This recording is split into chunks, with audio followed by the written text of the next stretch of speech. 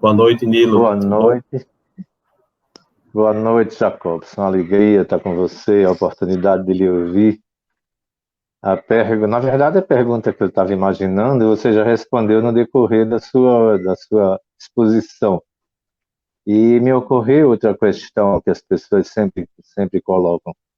Será que a principal cilada, né, do processo obsessivo, da fascinação, não seria o fato de nós nos acharmos isentos, livres, imunizados, não é? Achamos que não fazemos parte do grupo de risco dessa coisa terrível que é o processo obsessivo, e assim a gente abre as nossas portas, a gente escancara, não é, as nossas defesas.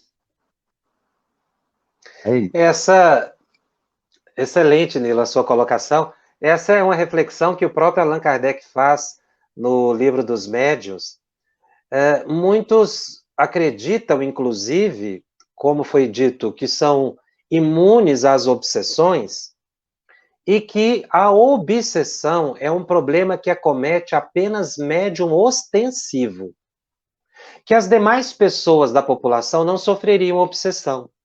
Kardec enfrenta essa argumentação para dizer que, na verdade, é o contrário. A mediunidade revela o inimigo, porque quando nós temos um inimigo que ele está nos prejudicando e ele fica oculto, isso é uma vantagem para ele. Então, quando uma pessoa não acredita no obsessor, na possibilidade da obsessão, quando ela se acredita imune, ela dá uma vantagem ao obsessor, porque os obsessores estão pouco importando, os espíritos estão pouco importando se nós acreditamos neles ou não, eles são uma força da natureza superior a nós. Eles não se preocupam. Então, realmente, a gente fica muito mais vulnerável quando nós não acreditamos que somos médiums, quando nós não aceitamos que podemos sofrer a influência obsessiva. Mas quando somos portadores de mediunidade, não quer dizer que somos mais vulneráveis ou menos vulneráveis. Somos como os outros, os demais. Todos têm o mesmo tipo de vulnerabilidade, conforme as suas deficiências interiores. Mas a mediunidade, ela revela. Então, um médium, a pessoa mais sensível, ela percebe que tem algo diferente. Ela, às vezes, não identifica propriamente a influência, mas ela sabe que alguma coisa na vida dela não vai bem. E, às vezes, através de uma prece, de uma oração, ela se imuniza contra a influência obsessiva. Agora, aqueles que não admitem a possibilidade da obsessão, genericamente falando, e acreditam que são imunes, são os mais frágeis, porque se tornam instrumentos dóceis à influência dos espíritos. Não percebem que nós nos alimentamos de pensamentos, que os nossos pensamentos se mesclam. Nós vivemos em condomínio com os espíritos. Nós vivemos cotidianamente com eles. Nós convivemos com espíritos. E eles nos influenciam e nós os influenciamos. Quando essa influência, ela degenera-se, vira obsessão.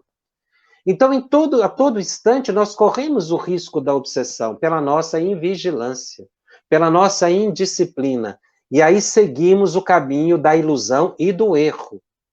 Porque a grande cilada, realmente, que o obsessor cria é exatamente essa fascinação. Tudo que você pensa é correto, ele começa a embutir isso. Os seus atos são corretos. A pessoa está cometendo os maiores desatinos.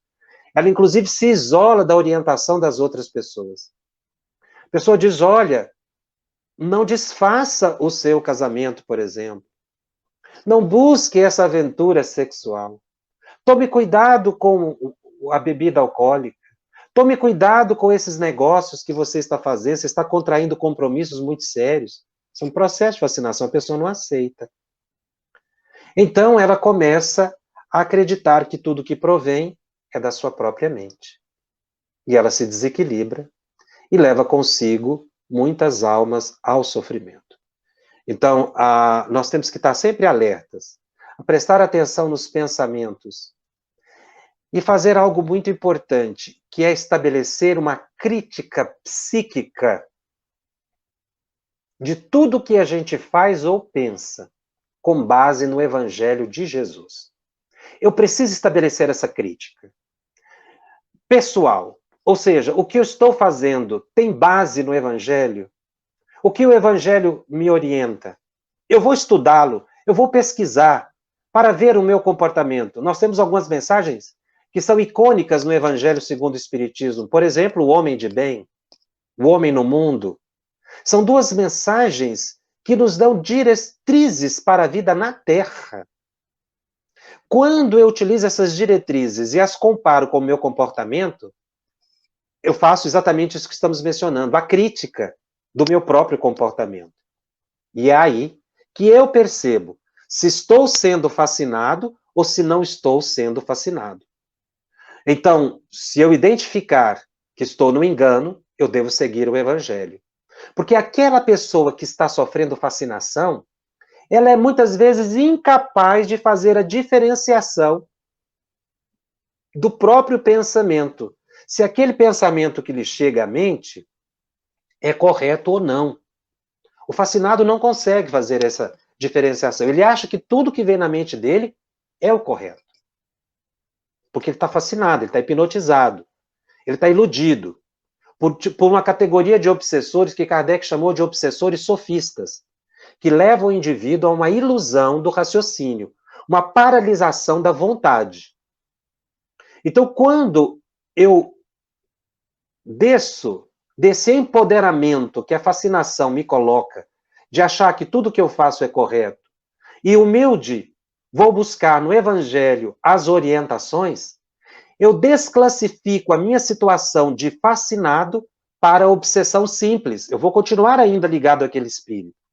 Mas eu já poderei, através do Evangelho, nessa análise crítica do meu comportamento, ir transformando a minha conduta, pouco a pouco, e impondo a minha vontade, recuperando a minha lucidez e voltar à minha normalidade. Se eu não consigo fazer isso sozinho, eu devo buscar ajuda na casa espírita, de uma pessoa mais experiente, que possa, até mesmo, através do socorro, do atendimento da entidade na reunião de desobsessão, ou eu receber o passe, agora nesse período de pandemia, mesmo que seja um passe à distância, a irradiação positiva dos amigos, tudo isso me ajuda a sair desse estágio, não é, de paralisação da vontade. Porque a obsessão só nos acomete porque existe falta de evangelho nos nossos comportamentos.